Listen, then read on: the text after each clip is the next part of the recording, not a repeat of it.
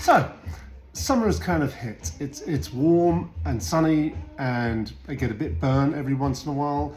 And sometimes you feel that what you want is a kind of summery cocktail. You know, I quite like cocktails with bourbon in, so they're often kind of a bit heavy and boozy, but that heaviness sometimes isn't quite right for the summer, although some people would say you can drink bourbon any time of the year, so it doesn't really matter. Anyway, I came across this cocktail that is a riff on a last word, and I thought this would be a great one to make. It's also, the name is just fantastic, Naked and Famous. It's actually from a line from, I do not have the album by Tricky that it is from, which is one from 1996. The track is called Tricky Boy, and there's a line in there about wanting to be naked and famous, from where they drew the inspiration for this cocktail. It's actually a Death & Co cocktail, I do believe. But anyway, I'm in the mood for summer. I'm in the mood for a summer drink, and I do like the last word, so this is going to be a very similar cocktail to that. In honor of it being a summery day, I put on my shirt that Lysander made me pick up in Bershka. He didn't make me pick it up. We were in London visiting family, and we went shopping down the West End and went to Bershka, which I didn't realize is kind of an offshoot of Zara, I believe, or Henny's, one of those sort of high street brands in Europe. Anyway, so I got myself my Bershka shirt, and I'm thinking this is as close to Naked and Famous as I'm going to get for one of these videos. So I'm going to go straight, I'll go straight on and make it instead of just talking about being naked or famous, because I don't think anyone wants to really hear about that. This is a mezcal drink, which like the Ultima Palabra, which is a one of the riffs on a last word. I'm using my Peloton de la Muerte, which is a fairly appropriate title, you know, the kind of ball of death, or the football of death,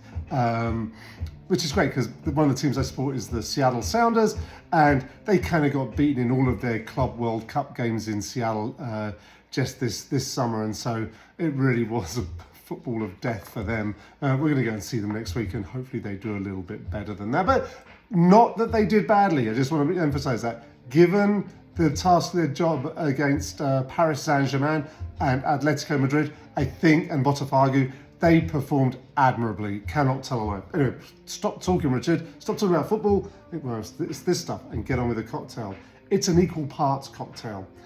So it's relatively easy to throw together. It is 3/4 ounce of each. Of course, if you want a stronger one, yeah, have a stronger one. Do 2 ounces of each. Do a pint of each. I don't care. Yellow Chartreuse. The original last word has green chartreuse. The Yellow Chartreuse, if you can find it, it's a bit tricky these days, is a little bit sweeter, I think, but it's still got that delightful herby smell from a secret restaurant, very secret. I could tell you all about it, but then I'd have to kill you, right?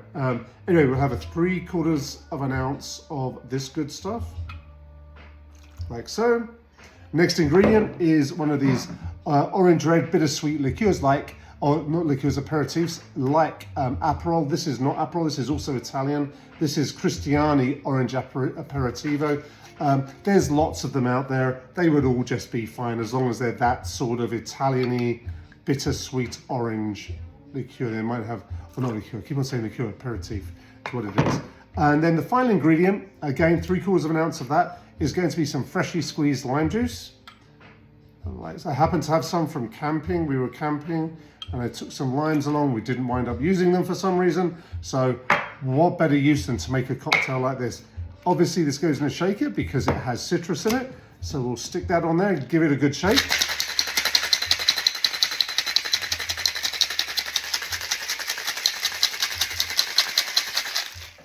And I think that should do us. The outside is very chilly, just as you probably want it to be. This drink is a gorgeous orange color, so I'm using one of these glasses that Kate got me that has slight orange tinge to it. And also it looks like the kind of glass that a Naked and Famous should be in.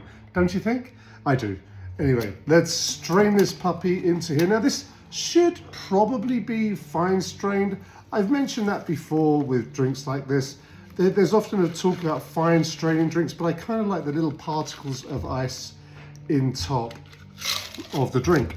So we do that, and then one garnish. You can use a wedge of lime, but I happen to have a little slice of dehydrated lime that we made in the dehydrator a while ago. Great thing is once they're dehydrated, they last a long time, don't go moldy and nasty. We can put that on top, And that, if you can see this, which I know you can because I can see the video too, makes for a really pretty, amazing looking drink. But let's see what we've got.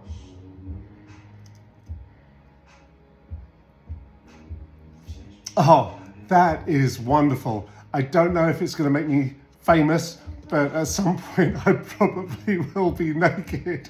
Okay, cheers.